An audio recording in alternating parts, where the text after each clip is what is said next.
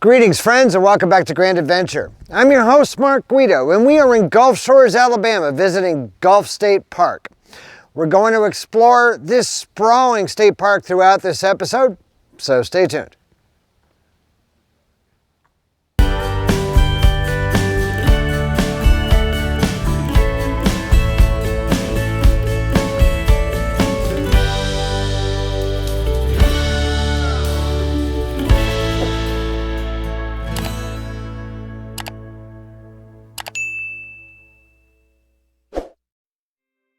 The campground at Gulf State Park is positively massive, with 496 reservable, paved, full hookup campsites and 11 primitive sites.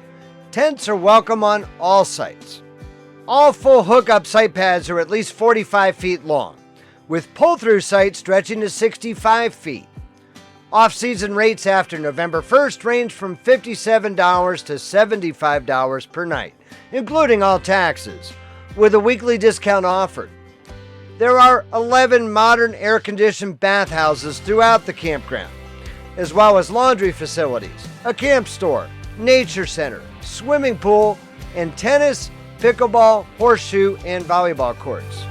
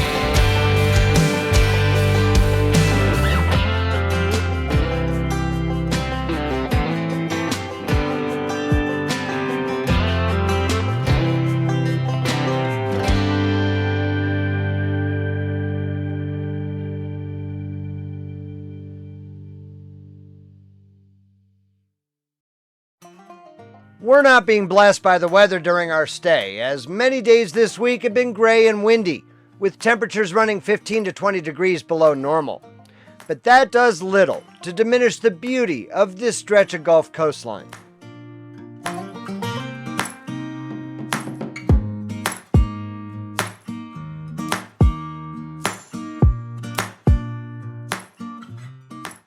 Facilities within the state park also include a beach pavilion and fishing pier, which is free for campground residents to access.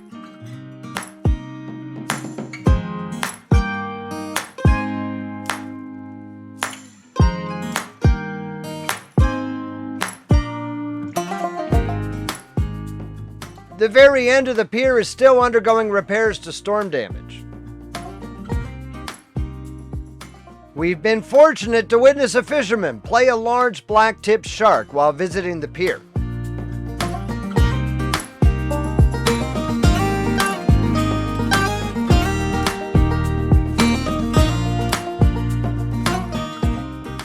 There's even a beachfront lodge within the state park, similar in concept to the lodges within national parks, operated by Hilton.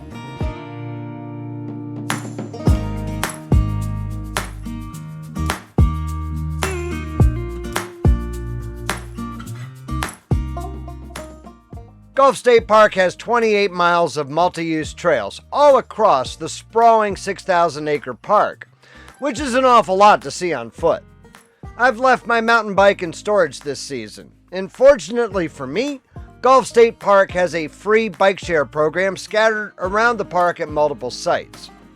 These are very heavy, very basic single-speed bikes, but on this flat terrain it makes a wonderful way to get around. Many are in serious need of maintenance as well, but simply download the app to your phone, scan the QR code on the bike, and the lock opens for you to go for a ride.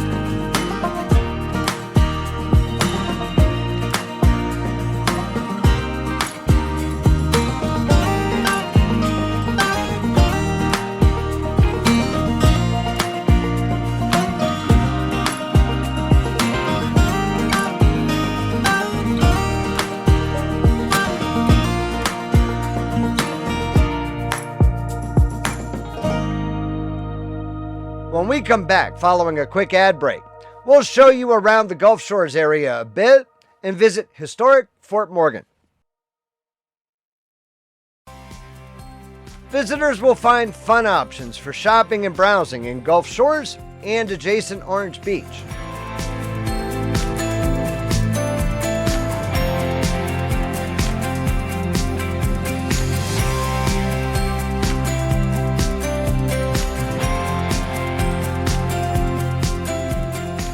We're close enough to New Orleans for some hot, fresh beignets. Yum!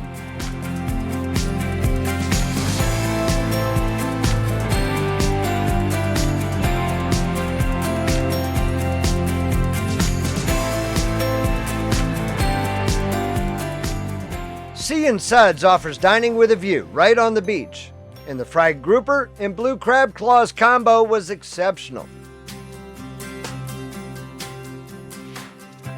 A short scenic drive from Gulf Shores, Fort Morgan is an historic masonry pentagonal bastion fort at the mouth of Mobile Bay.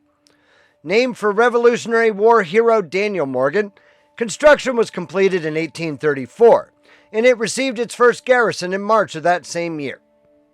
Along with Fort Gaines on Dauphin Island, Fort Morgan was built to protect Mobile Bay, as the main ship channel opposite the fort was the only approach to Mobile where the water was deep enough to permit major warships to pass. The Alabama Historical Commission now maintains the site for its historical value. 8 days before Alabama seceded from the Union during the U.S. Civil War, Colonel John B. Todd took 4 companies of Alabama volunteers and captured the fort before dawn on January 3, 1861. To defend this area, the Confederates placed 18 of the fort's heaviest guns, including 2 7-inch Brooke rifles and 2 British-made 8-inch Blakely rifles. They also built redoubts and trenches east of the fort to impede further any attack by land. During the Battle of Mobile Bay on August 5, 1864, Union naval forces under Admiral David G. Farragut were able to get past Fort Morgan and enter the bay and capture Fort Gaines before besieging Fort Morgan. After 2 weeks of bombardment from sea and land, Major Richard L. Page, the Confederate commander of the fort, surrendered on August 23, 1864. Eventually, the U.S. government abandoned the fort, letting it fall into disrepair, until 5 concrete batteries were added between 1895 and 1900. Following limited use during both World Wars, the War Department turned Fort Morgan over to the state of Alabama in 1946.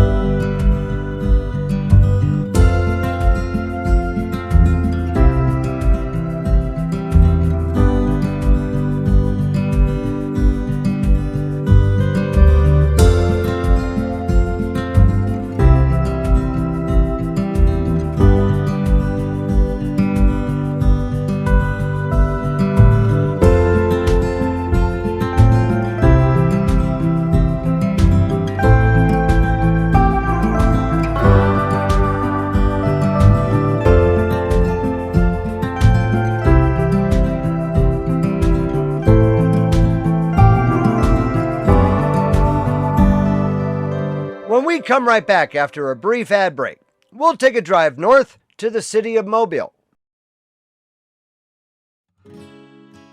Alabama's only saltwater port, the city of Mobile is only about 40 miles from Gulf Shores. Mobile was founded in 1702 by the French as the first capital of Louisiana.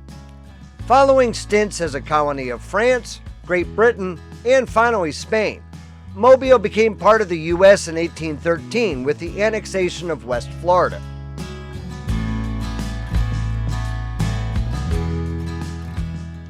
Considered one of the Gulf Coast's cultural centers, Mobile has several art museums, a symphony orchestra, professional opera, professional ballet company, and a large concentration of historic architecture. Mobile is also known for having the oldest organized carnival or Mardi Gras celebrations in the United States.